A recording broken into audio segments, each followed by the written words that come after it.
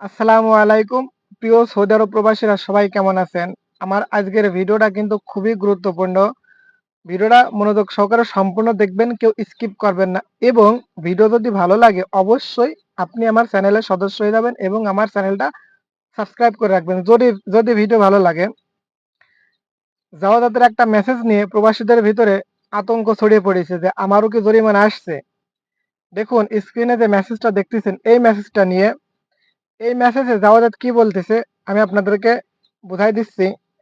দেখুন এখানে লেখছে ইয়াকুব বিগ্রামা মালিয়া তাসলি আশিরিন আলফ রিয়াল কুল্লু মান ইয়াকুম মান তাশরিয়াত জিয়ারা বিয়ানওয়াইহা। অর্থাৎ এই জরিমানাটা তাদের জন্যই ধার্য করা হয়েছে 20,000 রিয়াল পর্যন্ত যারা ভিজিট ভিসাধারী সৌদি আরবে আছে। যেমন Jiara visa, visit multiple visa, অর্থাৎ কিছুদিন থাকার জন্য সৌদি আরবে আসছে, এই জাতীয় ভিসার প্রতি এই জরিমানাটা ধার্য করা হয়েছে। এখন এই জরিমানাটা কখন বা কিভাবে হবে? দেখুন এখানে লেখছে বিদ্দুখুল মাদিনা মাক্কাতুল মুকাররমা ওয়াল মাশআরাল মুকাদ্দাস।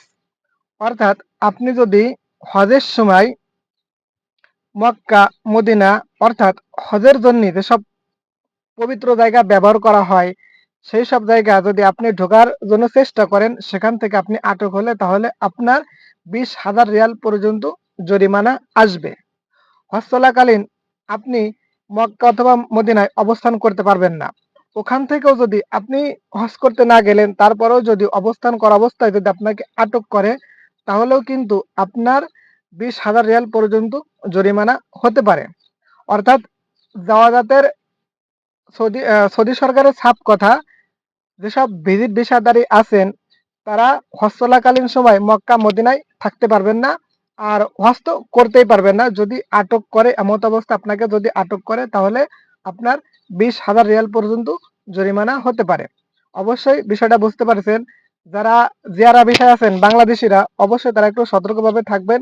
দেখুন যদি কোনো অবৈধ কাজ করেন, আপনি যদি ধরা পড়েন তাহলে কিন্তু বাংলাদেশেরই সমস্যা।